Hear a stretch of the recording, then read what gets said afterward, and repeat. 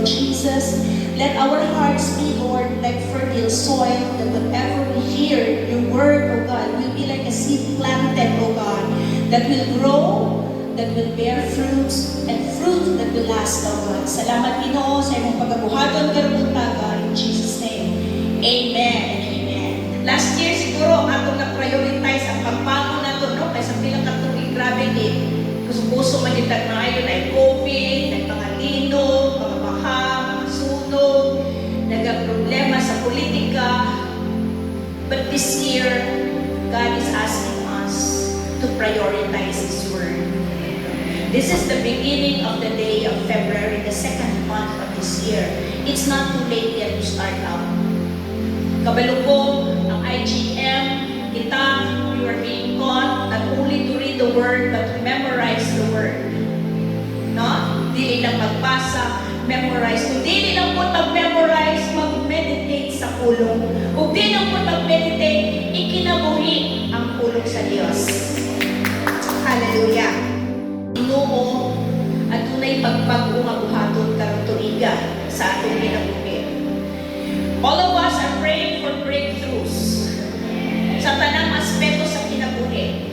Ang atong mga igsuon nga nasakit at dunay palagian sa atong sitwasyon, we are always praying for healing. Di man ta nasakit physical, but we know financially we are also in sickness. Pag-abot sa financial, pag-abot sa emotional, labi na yun sa spiritual. Mga butanga, kinahanglan, dili lang nato basahon, dili lang ta mo agree, but we have to meditate on it and live with it, walk with it, walking in the Spirit, mo na ginayon. So di ta katarong ampo, o di ta kamalubas ang Bible. Kaya kung sa may pagkailan mo niya, kung masakiton ka, may ka, Lord, ayaw halang ko, Lord, maluoy ka na mo. Dili matarong ang Ginoo, anak nga pag-ampo. Pero kung mayroon ka, Ginoo, you said in your word, by your stripes, I am already healed. I receive that healing now, in Jesus' name.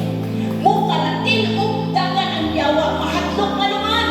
Iyang pulong to, siya iningon, by my stripes, you are already healed. Hallelujah. Do not worry of what this body needs. Live one day at a time, trusting God that He is the Father who provides. What we do is we trust the Lord. Lord, you can open the floodgates of heaven. Ano man? Because I believe, Lord, na di mo matanag-tanaw na ako kay kung iunsa ni mo pagutang ang mga bituon sa langit. You name them one by one. You know me, Lord. I am your child. I am created in your image and likeness, and so be it. Ang tanang butang na imong imugna sa kalibutan, I am entitled to that.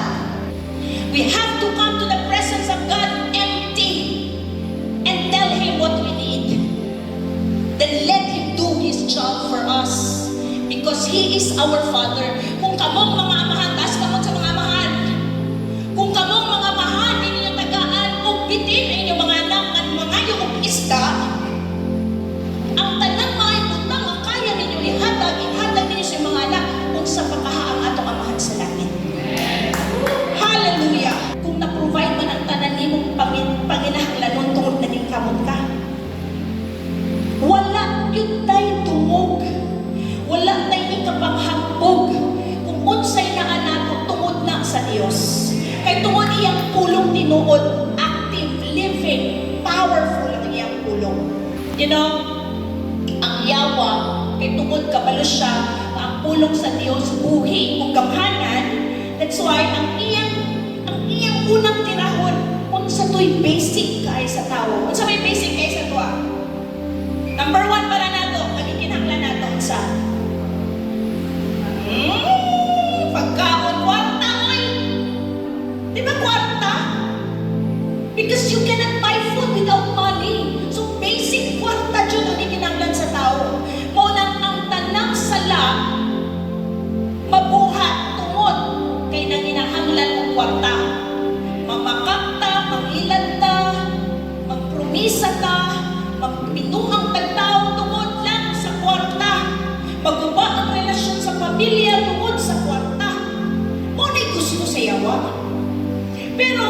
magsulti sa Bible sa ganito, Pastor.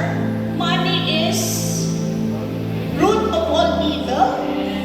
Actually, ang kwarta, dili man kita man. Because giingnan ta, kung sa may imong sabihan, ang kwarta o ang Diyos. It's a challenge between Mammon and God. Ang pulong sa Diyos, buhi. Paano gani na buhi? Kaya tungkol ang Balang Espiritu Santo na asa ato. Ang Balang Espiritu Santo mo ay muhunghong. Kung ang devotion nato sa matag adlaw, feeling nato, murag malibiyong pasakit yun, tawata igsoon. Because there is victory. God is pruning us. God is teaching us because He wants us to have the best. Hapit na siya bumalik. Hapit na. So we will not waste our time with things nga dili langit nun. Mga butang nga dili eternal. Kana mga butang nga good for 1 day, 2 days nga kalipay lang. We settle on the things that are heavenly.